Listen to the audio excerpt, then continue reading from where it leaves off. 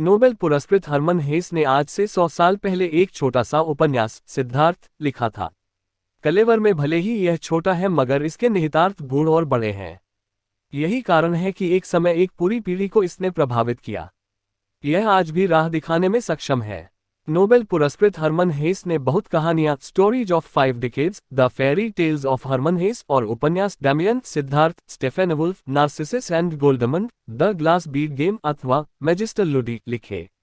Narcissus and गोल्डमंड उनका सर्वाधिक प्रसिद्ध उपन्यास है और इस पर एक बहुत खूबसूरत फिल्म भी बनी है। इसी नाम से 2020 में ऑस्कर प्राप्त फिल्म निर्देशक स्टीफन रुजविस्की ने 118 मिनट की फिल्म जर्मन भाषा में बनाई है, जो इंग्लिश सबटाइटल्स के साथ उपलब्ध है। उन्होंने कविताएं द सोलाक ऑफ नाइट, न्यू पोयम्स और लेख तथा यात्रा वृतांत भी लिखे। उनकी किताबों की विश्व की 60 भाषाओं में अनुवाद हुआ है और उनकी किताबों के कई संस्करण निकले हैं। हरमन हेस आजीवन अस्तित्व के प्रश्न से जूझते रहे। उन्होंने द्वितीय विश्व युद्ध के दौरान कई लोगों को शरण दी। जब उन्होंने युद्ध का विरोध किया तो उन्हें लोगों की आलोचना झेलनी पड़ी। इससे उनके मानसिक स्वास्थ्य पर असर पड़ा, उन्हें मनोविज्ञान की शरण में जाना पड़ा। मगर उन्होंने मनोविश्लेषण के दौरान हुए अपने अनुभवों का भी अपने लेखन में उपयोग किया। ब्राह्मण पुत्र सिद्धार्थ बड़ा होनहार और तेज दिमाग लड़का था। उसे प्रकृति से लगाव था, इसलिए वो अधिकतर घर से बाहर रहा करता था। उसका मन जंगलों, पहाड़ों में घूमने तथा साधु संतों की संगत में रमता था। सिद्धार्थ को अपने पिता से ज्ञान की बातों पर चर्चा करना भी अच्छा लगता था। सिद्धार्थ का बचपन का मित्र गोविंद भी ब्राह्मण पुत्र था। दोनों साथ मिलकर ध्यान और योग का अभ्यास करते थे। सिद्धार्थ अपनी साधना और ध्यान के प्रति पूरी तरह से समर्पित था। उसके पिता को अपने प्रतिभावान पुत्र पर बहुत गर्व था। सिद्धार्थ ज्ञान पिपासु था, बहुत कुछ सीखना चाहता था। पिता चाहते थे वह उनकी तरह ज्ञानी और धार्मिक बने। मगर तेजस्वी सिद्धार्थ आम लोगों से अलग और विशिष्ट था। जाहिर सी बात है, सिद्धार्थ माँ का दुलारा था, लेकिन सबसे बढ़कर उसका दोस्त गोविंद उसे चाहता था। गोविंद सदा उसके साथ रहा। दोनों ने भिन्न राह पकड़ी पर वे मित्र बने। साधु संतों की संगत से सिद्धार्थ को तृप्ति नहीं मिलती थी, उसे उनकी बातों व्यवहारों में कुछ कमी अनुभव होती। धीरे धीरे सिद्धार्थ सबसे दूर होता चला गया। उसके मन में सदैव प्रश्न उठा करते। उसके मन में शांति नहीं थी। वह जितना सोचता उतना और परेशान होता जाता। एक दिन सिद्धार्थ और गोविंद एक वट के पेड़ के नीचे ध्यान करने बैठे। शाम को गोविंद की ध्यान साधना पूरी हुई, लेकिन सिद्धार्थ अभी भी गहरे ध्यान में डूबा हुआ था। उसे लगा कि घोर कष्ट सहने से मोक्ष की प्राप्ति होती है। उसने गोविंद को तपस्वी बनने का अपना निर्णय सुनाया।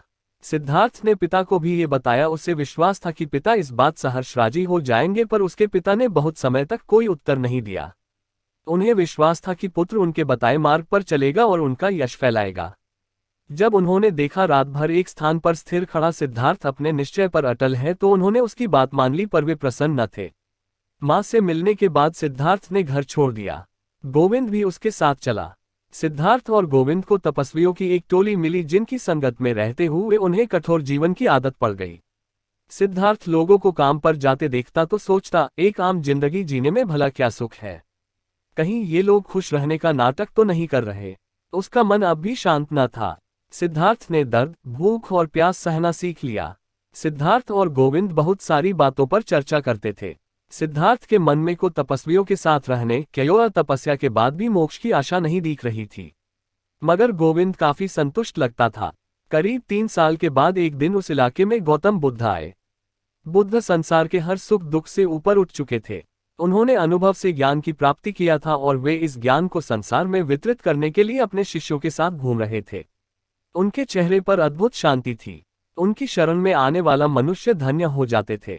गोविंद भगवान बुद्ध के दर्शन के लिए व्याकुल हो रहा था, पर सिद्धार्थ उनकी ज्ञान और दर्शन की बातों से बहुत प्रभावित न था।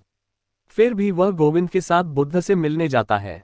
सिद्धार्थ को बुद्ध के चेहरे पर अद्भुत तेज दिखा। उनकी भावभंगिमा एकदम शांत थी। उन्हें देखकर एक पूर्णता और पवित्रता का एहसास होता था। गोविंद बुद्ध का शिष्यत्व स्वीकार करता है और सिद्धार्थ ज्ञान की खोज में दूसरी राह पकड़ता है। नदी किनारे पहुंचकर नाविक से उसने कहा, क्या तुम मुझे नदी के उस पार ले चलोगे? मेरे पास तुम्हें देने के लिए कुछ भी नहीं है। नाविक उस पार उतारता है। शहर में खूबसूरत कमला उस पर जादू सा प्रभाव डालती है। कमला उसे प्रेम का पाठ पढ़ाती है। वह एक अमीर व्यापारी कामास्वामी घर में रह जीवन की हर सुख सुविधा का आनंद लेने लगता है। वह स्वयं भी खूब धन अर्जित करता है। कमला को बहुमूल्य उपहार देता है। पर एक रात उसे अचानक सब कुछ याद आ गया कि वो कौन है और उसने किस उद्देश्य से घर छोड़ा था। उसने आत्मचिंतन करना ही छोड़ दिया था। सांसारिक जीवन से तंग आकर वो एक आम के पेड़ के नीचे बैठकर अपने जीवन के बारे में सोचने लगा। उसे गोविंद याद आया, गौतम बुद्ध याद आए। एक बार वह फिर सब छोड़कर अपनी आत्मा अन्वेषण की यात्रा पर निकल पड़ता है। वह पुनः उसी नाविक वासुदेव से मिलता है। वासुदेव उसे नदी से सीखने की सलाह देता है। सिद्धार्थ नदी से बहुत कुछ सीखता है। वह वासुदेव के साथ रहते हुए नाविक का काम करता है। एक दिन गोविंद उसकी नाव से नदी पार करता है। दोनों मिलते हैं, बातें करते हैं और गोविंद अपनी राह चला जाता है। वह बौद्ध सन्यासी बन गया है। कमला भी सिद्धार्थ के जाने के बाद दुनियादारी से कटकर बुद्ध की शरण में जाती है और एक दिन इसी नदी की राह पर सिद्धार्थ की बाहों में मृत्यु को प्राप्त होती है।